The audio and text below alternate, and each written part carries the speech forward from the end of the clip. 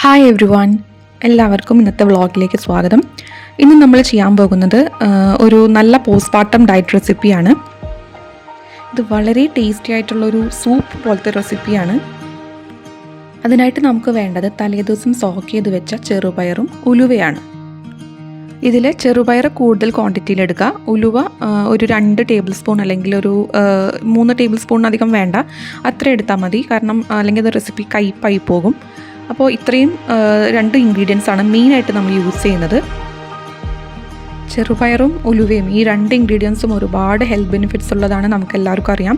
ചെറുപയർ എന്ന് പറയുന്നത് ഒരു വലിയ പ്രോട്ടീൻ സോഴ്സാണ്. അത് നമുക്ക് ബ്രസ്റ്റ് മിൽക്ക് പ്രൊഡക്ഷൻ ഇമ്പ്രൂവ് ചെയ്യാനും ഡൈജഷൻ ഇമ്പ്രൂവ് ചെയ്യാനും വെയിറ്റ് നമ്മളുടെ റെഗുലേറ്റ് ചെയ്യാനൊക്കെ ഹെൽപ്ഫുള്ളാണ്. അതുപോലെ ഉലുവ എന്ന് പറയുന്നത് ഇതുപോലെ ബ്രസ്റ്റ് മിൽക്ക് പ്രൊഡക്ഷൻ ഇൻക്രീസ് ചെയ്യാനും ഷുഗർ ലെവൽസ് നമ്മൾ ഡൗൺ ചെയ്യാൻ വേണ്ടിയിട്ടും നമ്മളുടെ ഈസി ഡൈജഷന് വേണ്ടിയിട്ടും അങ്ങനെ ഒരുപാട് ഹെൽത്ത് ബെനിഫിറ്റ്സ് ഉണ്ട്. നമ്മളുടെ നടുവിന് വേദന ഒക്കെ ഉണ്ടെങ്കിൽ അതൊക്കെ ബോൺസൊക്കെ നല്ല സ്ട്രെങ്ത് വയ്ക്കാനൊക്കെ ഉലുവ ഹെൽപ്ഫുള്ളാണ്. അപ്പോൾ ആദ്യം നമുക്കിത് കുറച്ച് വെള്ളത്തിൽ കുറച്ച് മഞ്ഞൾപ്പൊടിയും കുറച്ച് ഉപ്പും ചേർത്തിട്ട് നമുക്ക് ഒരു 3-4 സ്റ്റീം ഇതൊന്ന് വേവിച്ചിട്ട് കൊണ്ടുവരാം.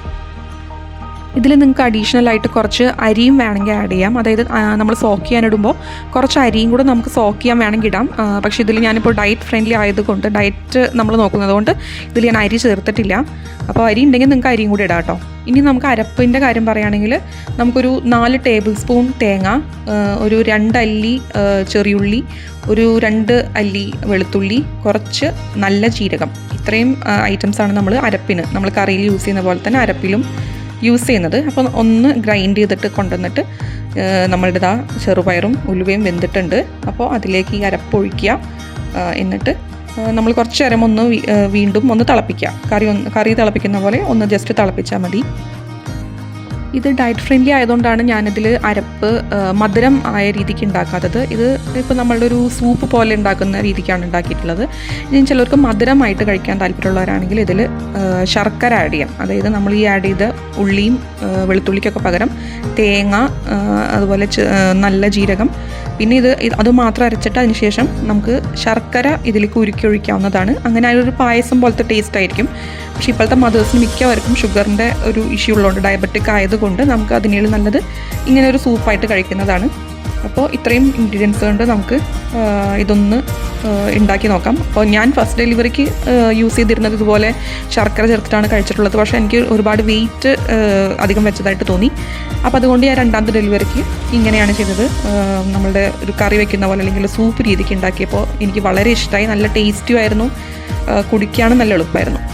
ഇനി ലാസ്റ്റ് നമ്മൾ ഇതിന് തിളച്ച് കഴിഞ്ഞാൽ ഒരു ടേബിൾ സ്പൂൺ നെയ്യ് ഇതിൽ ആഡ് ചെയ്യുക. ഇത് ഓപ്ഷണലാണ്, ഇത് വേണ്ടവർക്ക് ആഡ് ചെയ്താൽ മതി. പക്ഷേ ഇത് ആഡ് ചെയ്യുന്നത് നമ്മൾക്ക് ഈ ഒരു എബ്സോർപ്ഷൻ, അതായത് നെയ്യ് ആഡ് ചെയ്യുന്നത് നമ്മുടെ ഒരു ബെനിഫിറ്റ്സ് കൂട്ടാണ് ചെയ്യുന്നത്. നമ്മുടെ കുട്ടിക്കുള്ള ബ്രെയിൻ ഡെവലപ്മെൻറ്റിനും നമ്മൾക്കുള്ള ബ്രെയിൻ ഡെവലപ്മെൻറ്റിനും അതുപോലെ ഡൈജഷൻ ഇമ്പ്രൂവ് ചെയ്യാനും ഡൈജഷൻ നല്ല രീതിക്ക് ഇതെല്ലാം കൂടി നമ്മൾ ബെനിഫിറ്റ്സ് കിട്ടാൻ വേണ്ടിയിട്ടും നെയ്യ് ആഡ് ചെയ്യുന്നത് വളരെ നല്ലതാണ് ലാസ്റ്റ്. അപ്പോൾ ഈ ഒരു റെസിപ്പി എല്ലാവരും ട്രൈ ചെയ്ത് നോക്കുക. വളരെ സിമ്പിളാണ്. ജസ്റ്റ് ഒരു 10 മിനിറ്റ്സ് 15 മിനിറ്റ്സ് മാക്സിമം എടുക്കുള്ളൂ ഈ ഒരു റെസിപ്പി ഉണ്ടാക്കാൻ വേണ്ടിയിട്ട്. അപ്പോൾ ഇത് ഡെലിവറി കഴിഞ്ഞ് നമുക്ക് സ്റ്റാർട്ട് ചെയ്യാം. ഡെലിവറി കഴിഞ്ഞൊരു ഹോസ്പിറ്റലിൽ നിന്നൊക്കെ വന്നു കഴിഞ്ഞ് നമുക്ക് ഫസ്റ്റ് തന്നെ കഴിക്കാൻ പറ്റുന്നൊരു കഞ്ഞി എന്ന രീതിക്ക് കൊടുക്കാൻ പറ്റുന്നൊരു റെസിപ്പിയാണിത്. ഡൈജഷനൊക്കെ നമുക്ക് ശരിയായി വരുന്നേ ഉണ്ടാവുള്ളൂ ഡെലിവറി കഴിഞ്ഞിട്ട്. അപ്പോൾ മാക്സിമം നമ്മൾ ലൈറ്റായിട്ടുള്ള ഇതുപോലത്തെ ഡയറ്റ് മെയിൻറ്റെയിൻ ചെയ്യാൻ നോക്കുക. അപ്പോൾ എല്ലാവർക്കും റെസിപ്പി ഇഷ്ടമായെങ്കിൽ like, share and subscribe. Thank you so much.